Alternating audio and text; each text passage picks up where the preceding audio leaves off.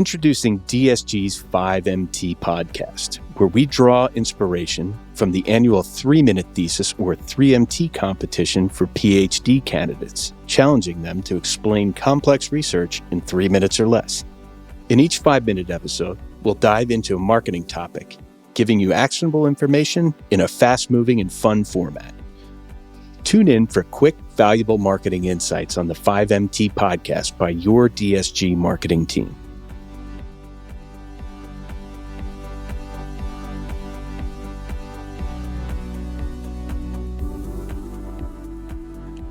And now we are pleased to present part 2 of our discussion of how small businesses can get started using AI. Jared, I want to follow up, and I'm going to steal something from Paige. I want to say, let's say somebody wanted to intentionally look into using AI for their business, and I know you've done it through your research. I mean, is there an easy way to get started beyond what they're already using in their native programs or whatever they've already bought? Is there an easy way to research this stuff? Is there an easy way to just get involved with something that's going to save you a ton of time? Yeah, so initially I got actually interested in it for the kind of some, it was from some local like small business development centers. We're doing some like lunchtime lectures. Oh, awesome. Like Zoom lectures. So I would look in, like that would probably be the first place to get your intro level and really just understand. I mean, it's pretty...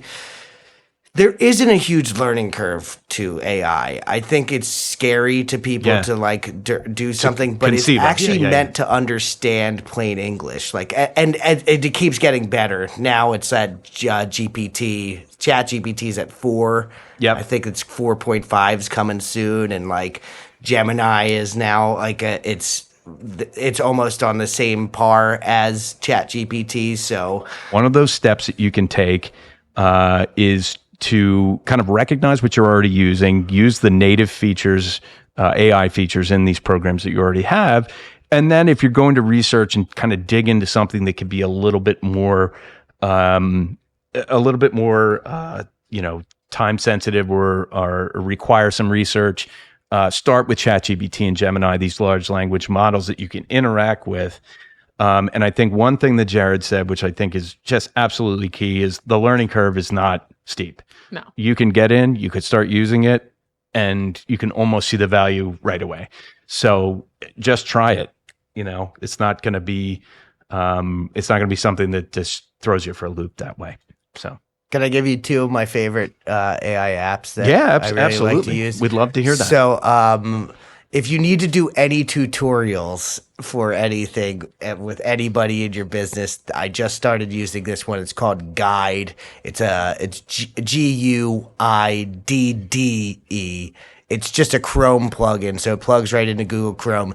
You literally click around and do what you want to do, and it turns it into a guide, a tutorial for you with step-by-step instructions. It's like amazing. That's a huge time saver. And then one of the most difficult things. Yeah, and then I mean that's the thing. So I think, and this goes. The other one I was going to say is Adobe Express, which is like they're similar to Canva, and Canva I know also has these things built in too.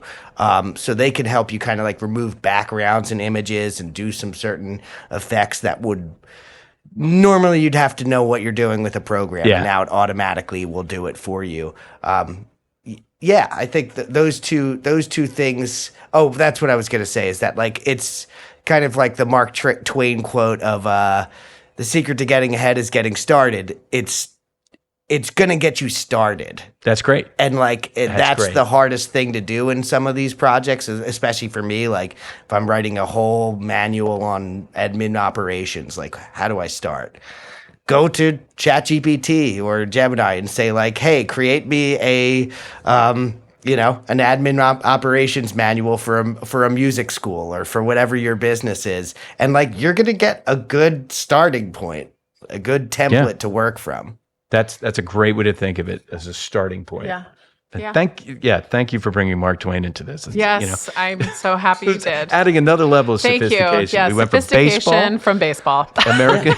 And nerds, and me nerding out again. Of course, I'll drop a Mark Twain quote. I love it. I very much appreciate that.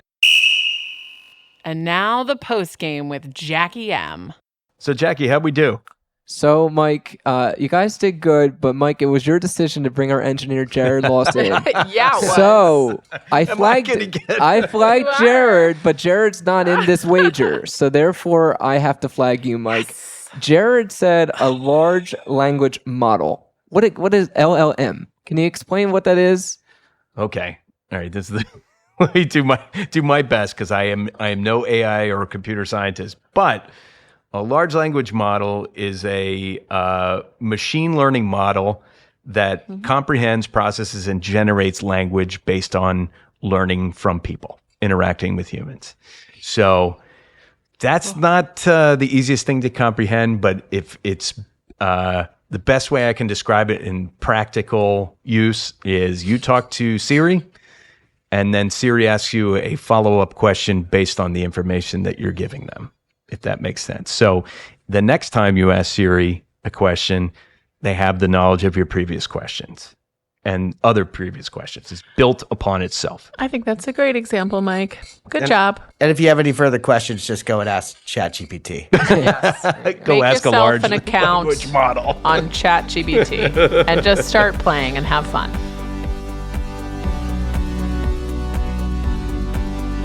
Thank you so much for tuning in to DSG's 5MT podcast. I'd love to thank my co-host, Mike Gatos. Truly my pleasure. And I would like to give a big thank you to our producer, Jack Marinello.